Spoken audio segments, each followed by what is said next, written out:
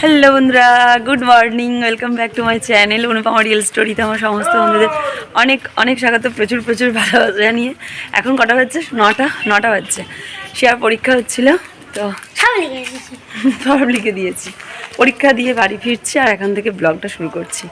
রাস্তা থেকে শুরু করলাম, চলো বাকিটা বাড়িতে গিয়ে দেখা হচ্ছে কী করছি না করছি, তোমরা সঙ্গে থাকো পুরো। এখানে বন্ধুরা অনেকজন চলে এসেছিল, দেখছিল, লজ্জা পাচ্ছিলো, তো সকাল থেকে নয় রাস্তা থেকে ব্লগটা শুরু করলাম। তোমরা আমার সঙ্গে থাকো, পুরো ব্লগটা কন্টিনিউ করতে থাকো। সারাটা দিন কী করছি না করছি সমস্ত কিছু শেয়ার করব। আর সকালবেলায় চলে গেছি শুধুমাত্র চাটা খেয়ে, সংসারের প্রচুর কাজ পড়ে আছে। আর তোমার দাদা আজকে একটু দেরিতে অফিস যাবে, চলে এসেছি বাড়ির কাছে, একটু দেরিতে অফিস যাবে, সেই জন্য সকালে রান্নাবান্না কিছুই করিনি। চলো চলে এসেছি বাড়ি, সঙ্গে থাকো, ব্লগটা দেখতে থাকো।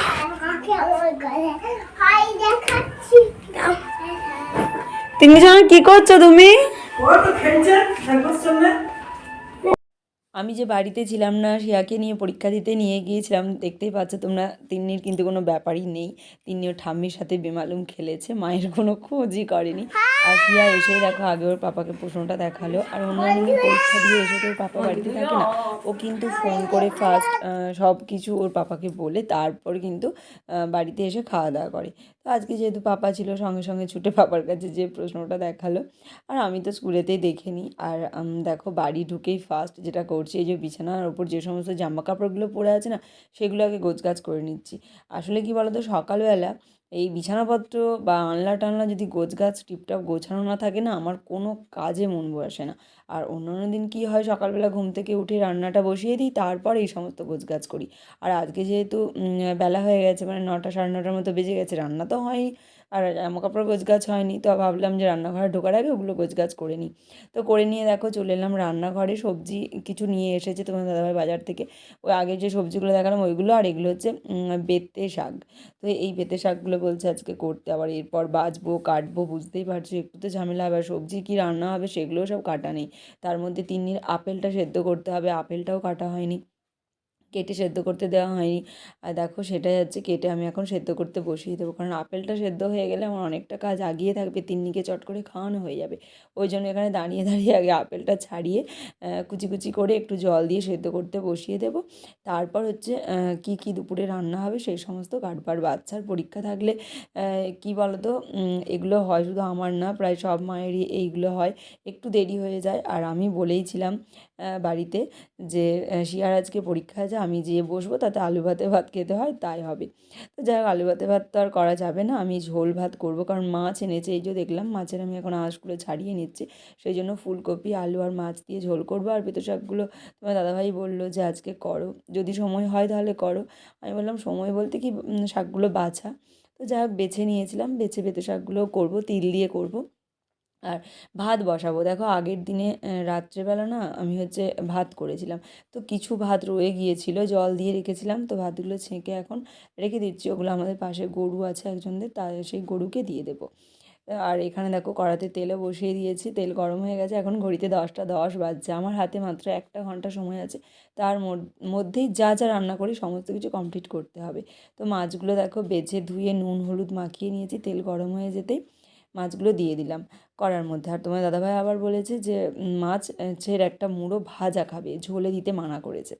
তো একটা মাছের মুড়ো সাইডে রাখলাম, একটু ভালো করে ভাজতে হবে, ঝোলের হলে একটু হালকা করে ভাজলে হয়ে যাবে, কিন্তু ভাজা খাবো বললে তো আর হালকা করে ভাজা যাবে না, ওই জন্য সাইডে রাখলাম। আগেরগুলো ভেজে নিয়ে তারপরে ওটা শেষে ভাজবো। তারপরে দেখো হাঁড়িটা ভালো করে মেজে ধুয়ে হচ্ছে যে ভাতও বসিয়ে দিচ্ছি, জল দিয়ে দিলাম। আর হাঁড়ি কিন্তু বন্ধুরা আমি সব দিন মাজি, শুধুমাত্র রবিবার আর সোমবার মাজি না। তার কারণ হচ্ছে, মাজি না বলতে পিছনটা মাজি না, তার কারণ সোমবার আর রবিবার আর তিন্নির জন্মদিন, এই দুটো দিন আমি কালি হাঁড়ি মাজি না, বাকি সব দিন আমি হাঁড়ি মেজে নিই। আর এখানে দেখো তোমার সাথে কথা বলতে বলতে মাছগুলো একটা হয়ে গেছে, উল্টে দিলাম অন্য পাশ করার জন্য, আর ওদিকে মাছটা হচ্ছে। এখানে আমি হচ্ছে সবজি কাটতে বসে গেলাম। সবজি কিছুই কাটবো না, শুধুমাত্র ফুলকপি আর আলু কাটবো, ঝোল করব পেঁয়াজ আদা রসুন দিয়ে, ওগুলো তো ফ্রিজে বাটাই থাকে। তার সাথে হচ্ছে বেঁতে শাকগুলো আমাকে বাছতে হবে, ওইটা আমি তিল দিয়ে করব। আর ফুলকপিটা কাটতে গিয়ে জানো তো, ফুলকপির মধ্যে একটা না পোকা বেরিয়েছে। বলো শীতকালের দিনে ফুলকপি, তাও পোকা বেরোচ্ছে। অনেক সময় গরমের দিনে ফুলকপিতে পোকা বেরোয়, তো যাই হোক যেখানটা পোকা বেরিয়েছিলো বেশ অনেকটাই পোকা বেরিয়েছিলো, তো আমি বাদ দিয়ে দিয়েছি। আর পোকা টোকা দেখলে কিন্তু একটু ঘেন্নাই লাগে বলো, যদিও আমি পুরোটাই বাদ দিয়ে ভালো দিকটা নিয়েছি। আর দেখো হাঁড়িতে তোমরা লক্ষ্য করলে কি আমি দুটো করলা সেদ্ধ করতে দিলাম, কারণ হচ্ছে করলা ফ্রিজে এক গাদা থাকলে ভালোও লাগে না। তোমার দাদাভাই যেহেতু খেতে ভালোবাসে, ওই জন্য যখনই সুযোগ পায় তাকে বেশি বেশি করে করলা সেদ্ধ দিয়ে দিই, কারণ সে খেতে ভালোবাসে। আমি খাই কিন্তু অতটা ভালোবাসি না, তেঁতো তো অত খেতে ভালোবাসি না, তোমার দাদাভাই বেশি ভালোবাসে। এখানে দেখো ফুলকপিটা বেশি করে তেল দিয়ে আমি ভেজে নিচ্ছি। আর আপেলটা হয়ে গেছে, বন্ধ করে দিলাম। এখানে ভাতটা এখনও ফোটেনি। আর এখানে এই যে তিল করবো বলে দেখো মিক্সার জারেতে তিলটাকে ভালো করে বেটে নিয়েছি। বেটে দেখো পাশে একটা ছোট্ট কড়া বসিয়ে হচ্ছে কড়াটাকে বেশ ভালো মতো করে ধোঁয়া উঠিয়ে নিয়েছি। তেলটাকে ধোঁয়া উঠিয়ে গরম করে নিয়ে দেখো তিলটা ভেজে নেবো। আর ছোলা আগের দিন ভিজিয়েছিলাম, তো ভাবলাম চলো আজকে ছোলা দিয়ে ট্রাই করা যাক কেমন খেতে লাগে। তো যাই হোক দারুণ খেতে লেগেছিলো। ছোলাটা এক্সট্রা হয়ে গিয়েছিলো, যদি খারাপ হয়ে যায় ওই জন্য আমি তিলে দিয়ে দিলাম। কিন্তু বিশ্বাস করো বন্ধুরা, আমি ভাবিনি যে এতটা সুন্দর খেতে হয়ে যাবে বলে। ওই ছোলাগুলো দেওয়ার পর কিন্তু সত্যিই খুব ভালো খেতে হয়েছিল। আর তিলটাকে বেশ ভালো করে ভেজে নিয়েছি। ভেজে নেওয়ার পর তারপরেই কিন্তু আমি শাক পাতাগুলো দিয়ে দিলাম। এইবার দেখো গ্যাস ওভেনটাকে একদম লো করে দিয়ে শাকটা একটু সেদ্ধ হতে দিতে হবে। তারপরে হচ্ছে আবারও হাই করে দিয়ে ভালো করে ভেজে নিয়ে তারপরে নামিয়ে নেব। তা করতে করতে এইদিকে তোমরা দেখতেই পাচ্ছ ফুলকপি আলু মাছ দিয়ে যে ঝোলটা করবো সেটা হয়ে গেছে।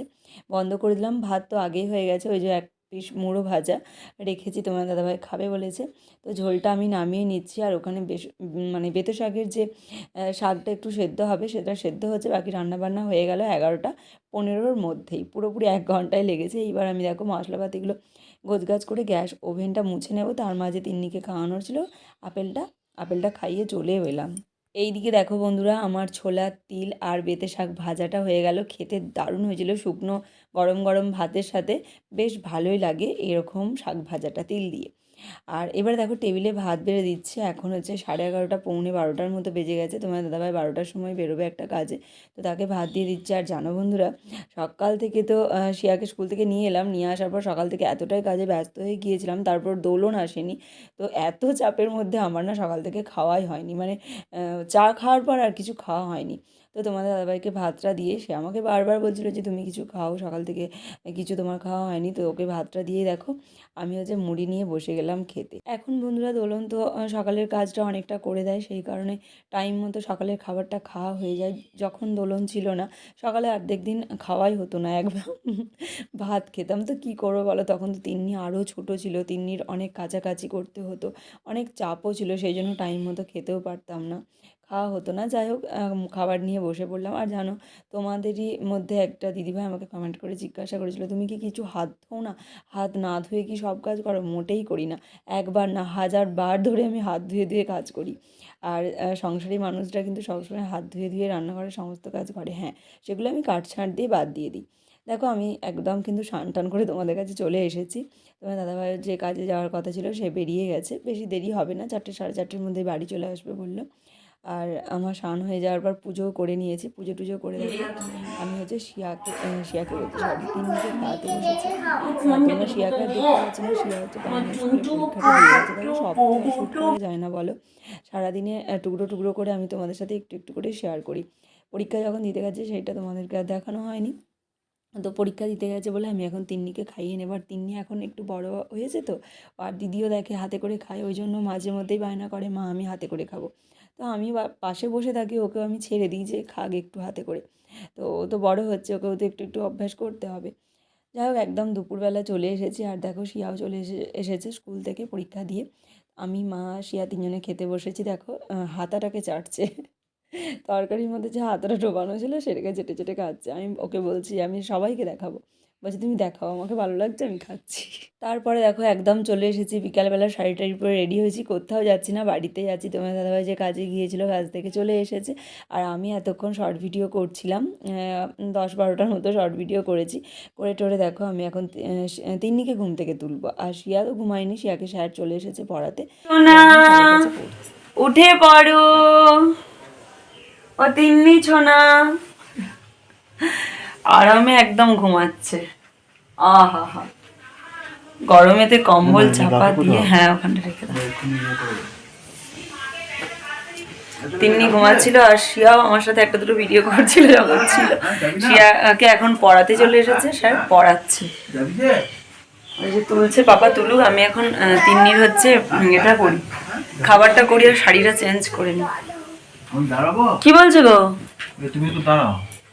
পাপা চলে যাবে তো, সন্ধ্যা হয়ে যাবে তো, উঠে পড়ো, এক্ষুনি সন্ধ্যা হয়ে যাবে, খাবারটা তাড়াতাড়ি করি না আর ওর পাপা একটু বের করতে নিয়ে যাবে বলছে। এখন আমি তিন্নির খাবারটা করে নিচ্ছি। তিন্নি ঘুম থেকে উঠে যে খাবারটা খায়, চাল কলাই ডাল এইসব দিয়ে যে খাবারটা করি, সেটা হচ্ছে তিন্নিকে বিকালে খাওয়াই। তার কারণ বিকালে এই খাবারটা খাওয়ানোর পর সন্ধ্যাবেলা একটা হালকা টিফিন করলেই হয়ে যায়, আর তেমন কিছু খাওয়াতে হয় না, একদম রাত্রে রুটি খায়। ওই জন্য বিকালেই আমি খাবারটা খাওয়াই। আর এখন যেহেতু ফ্যান চলে না, শীতকাল, সেই জন্য খাবারটা একটু আগে আগে করে নিই। এই যে দেখো তিন্নির এখনও ঘুম ভাঙেনি।